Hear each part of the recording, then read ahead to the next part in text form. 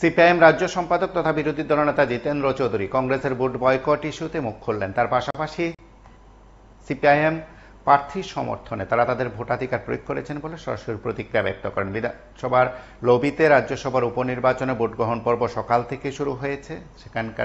সেখানে কিন্তু ভোটদান করেছেন বিরোধী দলনেতা তথা বিধায়ক জিতেন্দ্র চৌধুরী সহ অন্যান্য সিপিআইএম বিধায়করা, এবং তারা তাদের ভোটদান প্রয়োগ করে কিন্তু কথা বলছেন, সংবাদ মাধ্যমের সঙ্গে প্রতিক্রিয়া ব্যক্ত করেছেন। আপনারা সরাসরি সেই দৃশ্য দেখছেন। বিধানসভা লবিতে একেবারে সিপিআইএম বিধায়করা সারিবদ্ধভাবে দাঁড়িয়ে তাদের ভোটাধিকার প্রয়োগ করেছেন। পরে সংবাদ মাধ্যমের কাছে প্রতিক্রিয়া ব্যক্ত করতে গিয়ে সিপিআইএম রাজ্য সম্পাদক তথা বিরোধী দলনেতা জিতেন্দ্র চৌধুরী যে কথাগুলো বলছেন তার অংশবিশেষ আমরা শুনি।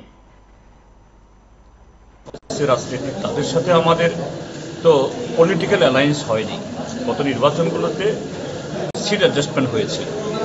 সর্বভারতীয় ক্ষেত্রেতেও যে ইন্ডিয়া জোট, এটা নট এ পলিটিক্যাল অ্যালায়েন্স, এটা একটা সিট অ্যাডজাস্টমেন্ট। এবং কোন শর্তে বা কোন ইস্যুতে দেশের সংবিধান এবং গণতন্ত্র রক্ষার স্বার্থে আমরা গত বিধানসভা ভোটেও সিট অ্যাডজাস্টমেন্ট করেছি, গত লোকসভাতেও করেছি, এবং পঞ্চায়েতে স্টেট লেভেলে হয়নি, স্থানীয়ভাবে এগুলো হয়েছে। আমরা বলেছি এগুলো। এখন কংগ্রেস এই নির্বাচনে তাদের স্ট্যান্ড তারা নিয়েছেন, আমাদের তো বলার কিছু নেই। জনগণের কাছে ভারতীয় জনতা পার্টির মধ্যে তাদের নেতৃত্বে এখনো বলেন দেশে গণতন্ত্র নেই, সংবিধান বাঁচানো হোগা, রাহুল গান্ধী বলে থাকেন। এখন ত্রিপুরাজ্যের কংগ্রেস তারা এটা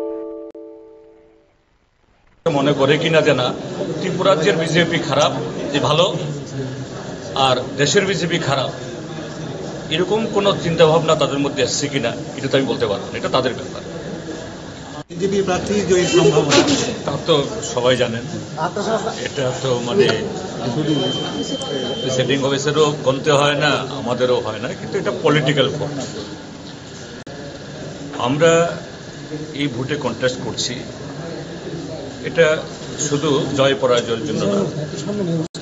যে ভারতীয় জনতা পার্টি তাদের যে মতাদর্শ, রাজনৈতিক কর্মসূচি, আমরা বামপন্থীরা তার বিরোধী। কাজে এই জায়গায় এই রাজ্যসভার ভোট আমরা জানি তার পরিণাম কি হবে। এতে আমাদের বিন্দুমাত্র কোনো ইয়ে নেই যে দুর্বলতা বা সেরকম ইয়ে নেই যে এতে অন্যরকম কিছু ফলাফল হবে। এটা সামগ্রিকভাবে ভারতীয় জনতা পার্টির যে তাদের যে নীতির বিরুদ্ধে আমাদের যে লড়াই, এই ভোটে দাঁড়ানোর মধ্য দিয়েও, তাদের প্রার্থীর বিরোধিতা করার মধ্য দিয়েও আমরা এটাকে জনগণের সামনে যে আমাদের যে কি বলে স্ট্যান্ড, এটাকে মেনটেন করার জন্য আমরা এটা করছি। এবং আমরা দাঁড় করিয়েছি একজন প্রার্থীকে যিনি আমাদের দেশের সবথেকে পশ্চাৎপদ নাজুক এই অংশে মানুষ প্রতিনিধিত্ব করেন। যেহেতু আমাদের যে সংসদের যে দুটি কক্ষ, উচ্চকক্ষ নিম্নকক্ষ, এটা উচ্চকক্ষ, এটা নিম্নকক্ষে ইতিমধ্যেই একজন সাধারণ অংশের, আরেকজন শিডিউল ট্রাইব অংশের আছেন।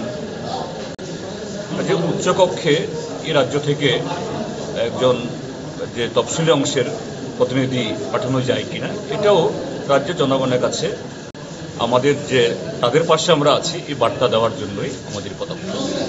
কংগ্রেস ভোট বয়কট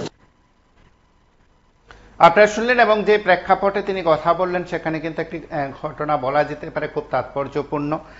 সিপিআইএম প্রার্থী সুদন দাসও সেই প্রতিক্রিয়া ব্যক্ত করেছেন। তার পাশাপাশি কিন্তু কংগ্রেসের বয়কট রাজ্য রাজনীতিতে খুব আলোড়ন সৃষ্টি করেছে। কংগ্রেস এই ইস্যুতে কংগ্রেস বিধায়করা ইস্যুতে কিন্তু প্রতিক্রিয়া ব্যক্ত করেছেন। তার পাশাপাশি কয়েকটি বিষয়বোধ হয়ে উঠে আসছে। সমসাময়িক প্রেক্ষাপটে এই সময়ের মধ্যে আলোচনার অন্যতম বিষয়বস্তু রাজ্যে সেখানে রাজ্যসভার উপনির্বাচন এবং অবশ্যই কংগ্রেসের বয়কট, সিপিআইএম প্রার্থীকে কংগ্রেস ভোট দিল না, সেটা কিন্তু রাজ্যের প্রেক্ষাপটে আলোচনা চলছে, আলোচনা চলবে। কারণ বেশ কয়েকটি নির্বাচন আসন সমঝোতা হোক কিংবা বলা যেতে পারে নিজেদের মধ্যে আলোচনা করে ভোটে আঘাত করার বিষয় হোক, কখনো তা চেপে যায়নি, চার দেওয়ালের মধ্যে সীমাবদ্ধ ছিল অবশ্যই তা ছড়িয়ে পড়েছে রাজ্য রাজনীতিতে, গোটা রাজ্যের প্রেক্ষাপটে। এবং সেখানে কংগ্রেসের বয়কট আগামী দিনে কংগ্রেস সিপিএম এর মধ্যে দূরত্ব বাড়াবে কিনা, না দূরত্ব আরো কমাবে, হাইকমান্ড কি করবে, এবং অবশ্যই একে গোপালন ভবন কিংবা বলা যেতে পারে 24 আকবর রোডের নেতারা কি সিদ্ধান্ত নেবেন, পরবর্তী ধাপে কি হবে, রাজ্যের প্রেক্ষাপট হোক কিংবা আলাদাভাবে লড়াইয়ের প্রেক্ষাপট হোক কিংবা জাতীয় স্তরের প্রেক্ষাপট হোক, সেদিক থেকে কিন্তু এবারের এই রাজ্যসভার উপনির্বাচনে কংগ্রেসের বয়কট যথেষ্ট তাৎপর্যপূর্ণ, রাজনৈতিক দিক থেকে গুরুত্বপূর্ণ বলে মনে করছে রাজনৈতিক বিশ্লেষকরা। আগামী দিনে ত্রিপুরার রাজনীতিতে কংগ্রেস সিপিএম এর সম্পর্ক সেখানে অবনতি হলো না উন্নতি হলো, সেটা সময় বলবে। আপনারা সঙ্গে থাকুন, দেখতে থাকুন বিবি 24।